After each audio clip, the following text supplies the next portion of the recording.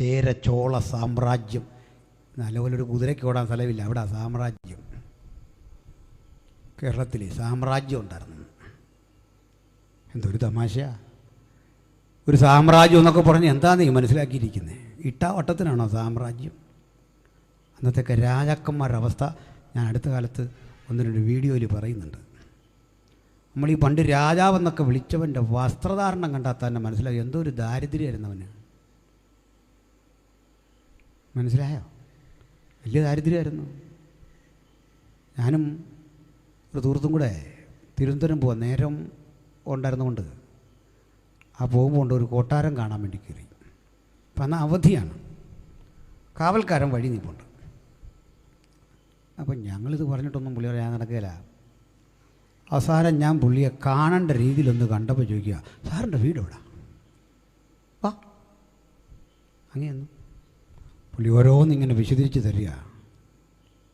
അപ്പോഴെനിക്കിതേപ്പറ്റിയൊക്കെ അറിയണമെന്നുണ്ട്. ഇതാരോട് ചോദിക്കാൻ ആ ഗൈഡും ഇല്ല.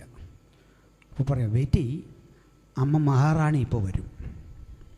ഞാൻ അമ്മ മഹാറാണിയെ കാണാൻ നിൽക്കുമ്പോൾ ഉണ്ട് കീറിയ നൈറ്റി ഇട്ടൊരു സഹോദരി ഇറങ്ങി വരുന്നു, അമ്മ മഹാറാണി.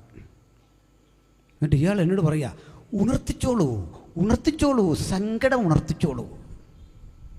ഞാൻ കുറച്ചുനേരം ഇങ്ങനെ മൗനമായിട്ട് നിന്നു. കാരണം ഒത്തിരി അവിടെ നിന്ന് അവരവരുടെ സങ്കടം എന്നോട് ഉണർത്തിക്കും, പരുവക്കേടാവും.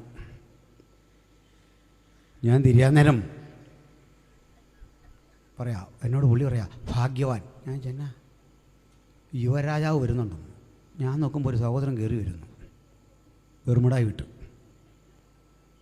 അപ്പം ഇവർ ഈ ദാരിദ്ര്യവും കഷ്ടപ്പാടും ഒക്കെ കണ്ട് ഞാൻ ലാസ്റ്റ് ചോദിച്ചു, എങ്ങനെയാണ് നിങ്ങളുടെ കാര്യമൊക്കെ? അതൊരു പെൻഷനൊക്കെ കിട്ടും. അപ്പോൾ ഈ സെക്യൂരിറ്റി പറയാം, മാത്രമല്ല അല്ല ഒന്നാം തരം ജോലിക്കാരനാ. എന്താണെന്ന് ചോദിച്ചാൽ പറയാം, പ്ലംബിങ് ആ പണിയെന്ന്.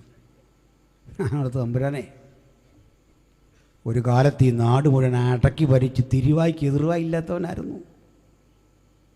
അതിൻ്റെ കൊച്ചുമോനായി നിൽക്കുന്നത് നേരെ നിൽക്കാൻ. ഇന്ന് വല്ലവൻ്റെയും കക്കൂസിൻ്റെ പൈപ്പ് പൊട്ടിയെങ്കിലേ അവന് ജീവിക്കാൻ പറ്റൂ. കാലം കരുതി വെച്ച അതൊക്കെ അല്ലേ.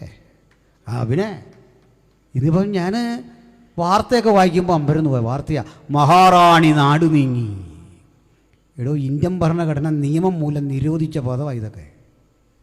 റാണിയെന്നും രാജാവെന്നൊന്നും ഇനി ആരെയും വിളിക്കാൻ പാടില്ലെന്ന് ഭരണഘടന വായിച്ചു നോക്ക്. പത്രക്കാരൻ ഇതൊന്നും വായിക്കില്ലെന്ന് തോന്നുന്നു.